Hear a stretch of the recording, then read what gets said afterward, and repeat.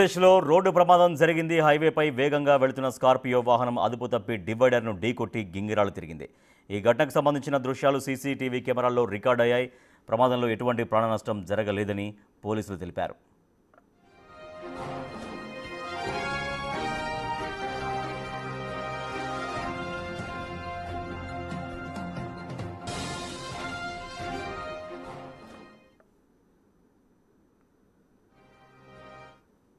ఉత్తరప్రదేశ్లో రోడ్డు ప్రమాదం జరిగింది. లక్కీగా ప్రాణ నష్టం అయితే జరగలేదు. అయితే హైవేపై చాలా వేగంగా వెళ్తుంది స్కార్పియో. మనం చూస్తున్నాం ఆ స్కార్పియో ఎంత వేగంగా వెళ్తుందో.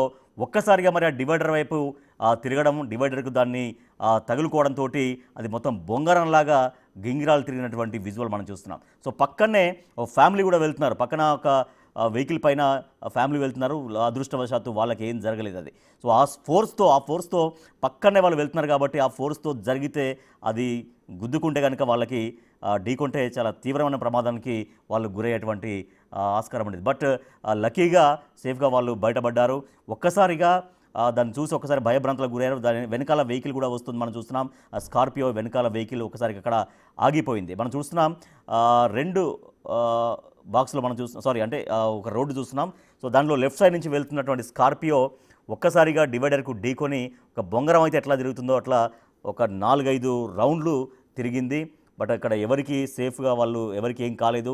సో అదే సమయంలో ఇంకేమైనా వెహికల్స్ సేమ్ ఫాలోఅప్లో చాలా స్పీడ్గా వస్తే 1-2-3 వెహికల్స్ ఢీకొట్టుకునేటువంటి ఘోరమైన ప్రమాదమే యాక్చువల్లీ.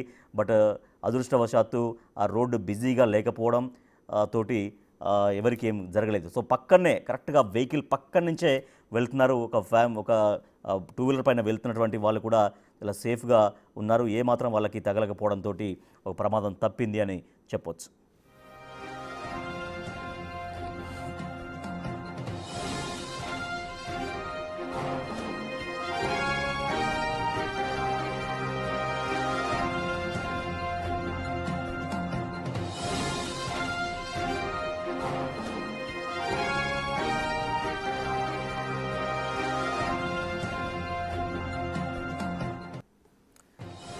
యూపీలో రోడ్డు ప్రమాదం జరిగింది. బట్ ఆ ప్రమాదంలో ఎవరైతే చనిపోలేదు, ప్రాణ నష్టం జరగలేదు అని తెలుస్తోంది. హైవేపై చాలా వేగంగా వెళ్తుంది స్కార్పియో.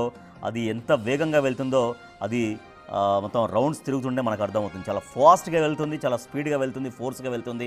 సో వాటి ఒక్కసారిగా ఆ డివైడర్ని ఢీకొట్టడంతో ఆ వెహికల్ యొక్క రైట్ సైడ్ భాగం డివైడర్ని ఢీకొట్టడంతో ఒక్కసారిగా మొత్తం రౌండ్స్ గింగిరాలు తిరిగింది. పక్కనే వెళ్తున్నటువంటి ఫ్యామిలీ కూడా సేఫ్గా ఉంది. వాళ్ళకి ఏమాత్రం కూడా అది ఢీకొన్నా కూడా వాళ్ళైనా కూడా ప్రమాదానికి గురయ్యేవాళ్ళు. బట్ వెనకాల నుంచి వచ్చే వెహికల్స్ కూడా ఏవి కూడా ప్రమాదానికి గురి కాకపోవడంతో అందరూ ఊపిరి పీల్చుకున్నారు.